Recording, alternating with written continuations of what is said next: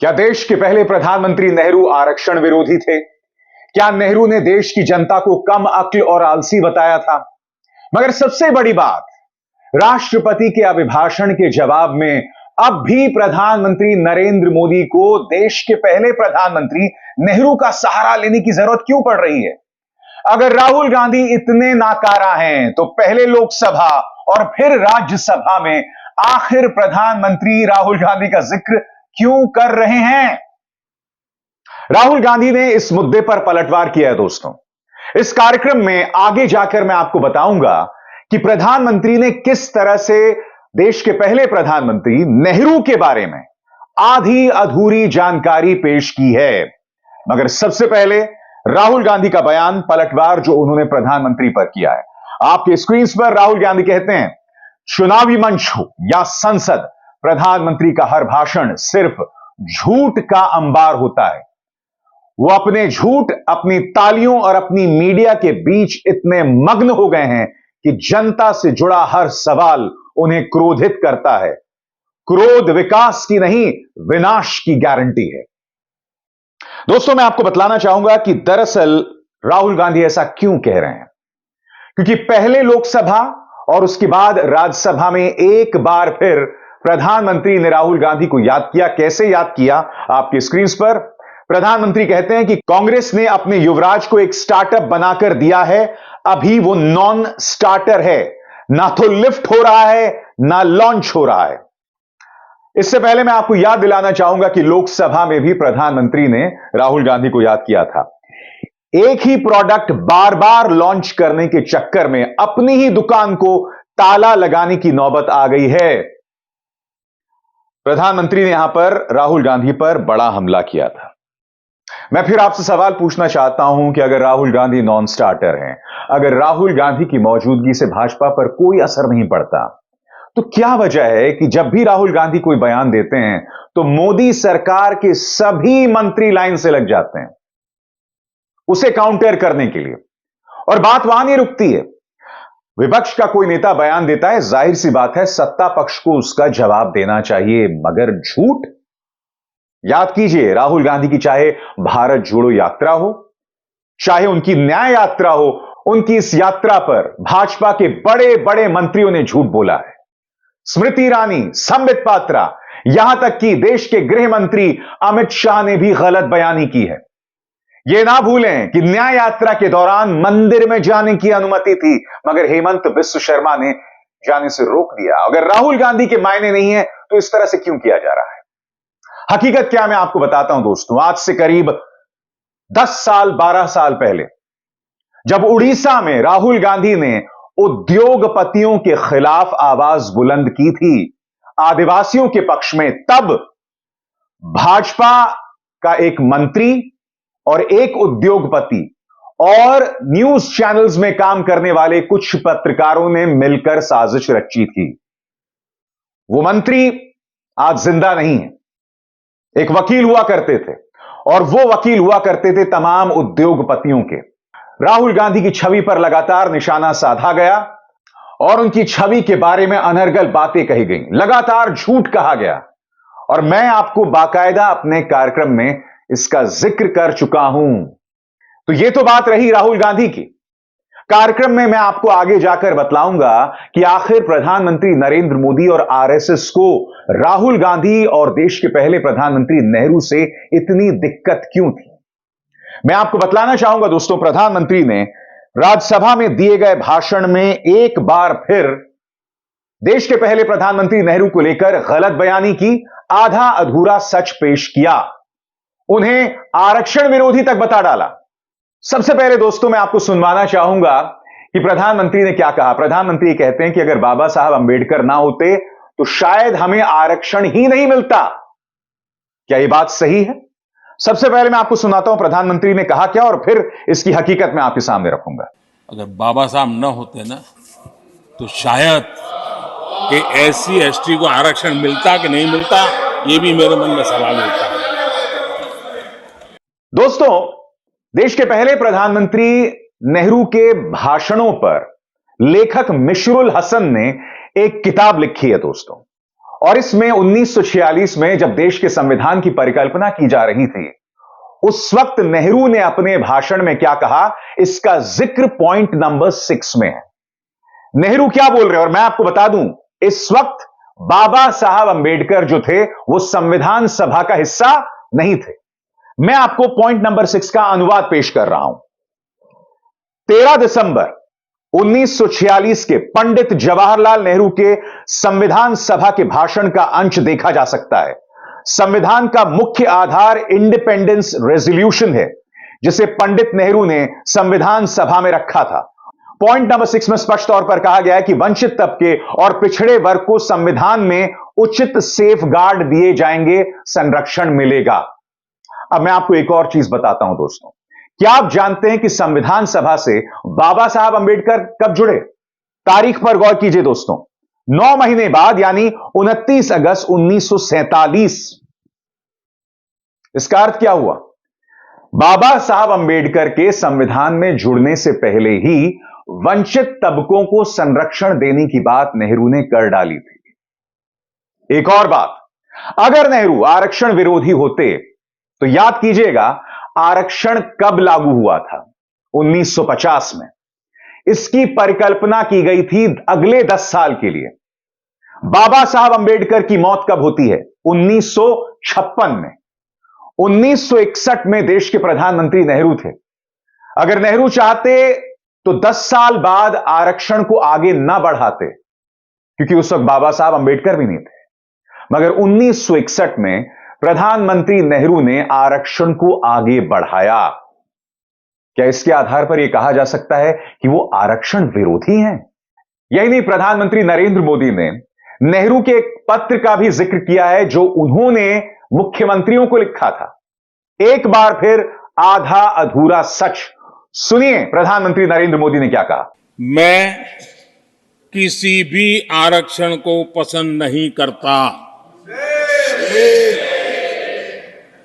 और खासकर नौकरी में आरक्षण तो कतई नहीं। मैं ऐसे किसी भी कदम के खिलाफ हूं जो अकुशलता को बढ़ावा दे, जो दोयम दर्जे की तरफ ले जाए। ये पंडित नेहरू ने मुख्यमंत्रियों को लिखी हुई चिट्ठी है। अब यहां पर वो जिस पत्र का जिक्र कर रहे हैं, उसी पत्र के अंदर नेहरू जी ने और क्या क्या लिखा, मैं आपको पढ़ के सुनाना चाहता हूं। यह सच है कि दलित और आदिवासियों के मामले में हम कुछ नियमों और प्रावधानों से बंधे हैं। निश्चित तौर पर इस वर्ग की मदद होनी होगी। आगे नेहरू यह भी लिखते हैं, वंचित समुदाय की मदद करने का सबसे अच्छा तरीका यह है कि उन्हें अच्छी शिक्षा के अवसर प्रदान किए जाएं। इसमें तकनीकी शिक्षा भी शामिल है, जो दिन पर दिन महत्वपूर्ण होती जा रही है। बाकी सब चीज बाहरी मदद की तरह है, जो शरीर की शक्ति नहीं बढ़ाती। हमने हाल ही में 2 महत्वपूर्ण फैसले किए हैं। पहली, यूनिवर्सल फ्री एलिमेंट्री एजुकेशन, जो कि आधार होगी। दूसरी, शिक्षा के हर स्तर पर बड़े पैमाने पर स्कॉलरशिप देना। यह स्कॉलरशिप सिर्फ साहित्य की पढ़ाई तक ही नहीं, बल्कि टेक्निकल, साइंटिफिक और मेडिकल की ट्रेनिंग के लिए भी दी जाएगी। मैं एक बात स्पष्ट कर दूं दोस्तों, बाबा साहब अंबेडकर ने भी कहा था कि मैं एक ऐसा समाज चाहता हूं जहां दलितों, पिछड़ों वर्ग का मुकाम इस कदर ऊंचा उठ जाए कि उन्हें आरक्षण देने की जरूरत ही नहीं पड़े। नेहरू ने जो मुख्यमंत्रियों को पत्र लिखा था, वो उसी सोच के जरिए लिखा था। वो दलितों, पिछड़ों का इस कदर उत्थान चाहते थे, ऐसा बराबरी का समाज चाहते थे कि उन्हें आरक्षण की जरूरत ही ना पड़े। मगर मैं प्रधानमंत्री से कुछ और पूछना चाहता हूं। आरक्षण का विरोध भारतीय जनता पार्टी की नस नस में रहा है। मैं याद दिलाना चाहूंगा कि लाल कृष्ण आडवाणी ने राम रथ यात्रा क्यों शुरू की।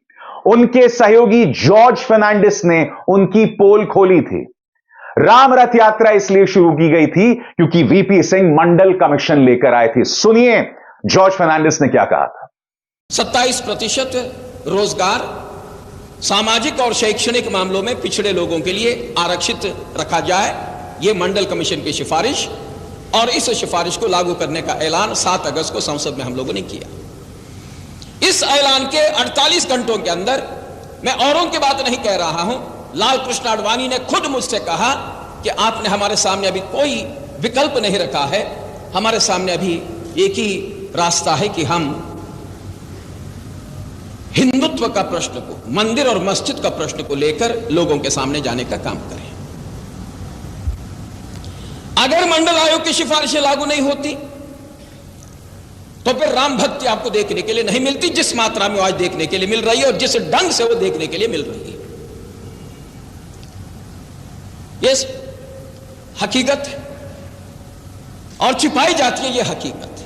अब ऐसे में प्रधानमंत्री नरेंद्र मोदी इस बात का जवाब दें कि आरक्षण विरोधी कौन है, नेहरू या भारतीय जनता पार्टी और संघ की सोच? सबसे बड़ी बात हमें यह समझना पड़ेगा कि भारत में जो हालात 1950-1961 में थे वो आज लागू नहीं होते। उस वक्त के दौर का बार बार जिक्र करके प्रधानमंत्री नरेंद्र मोदी अपनी कमियों पर पर्दा नहीं डाल सकते। इतिहास का जिक्र कब किया जाएगा मैं आपको बताता हूं। इतिहास का जिक्र हम तब करेंगे जब वीर सावरकर ने कई बार अंग्रेजों से माफी मांगी थी, या फिर भारत छोड़ो आंदोलन में आरएसएस ने शिरकत नहीं की थी, जब पूरा देश अंग्रेजों से लड़ रहा था। जब इतिहास की बात की जाएगी तो इन चीजों का जिक्र होगा। जब इतिहास की बात की जाएगी तब इस बात का जिक्र होगा कि हिंदू महासभा या आरएसएस ने बंगाल और सिंध दोनों जगहों पर मुस्लिम लीग के साथ सरकार बनाई थी, जिन्होंने पाकिस्तान बनाने की जमीन तैयार की थी।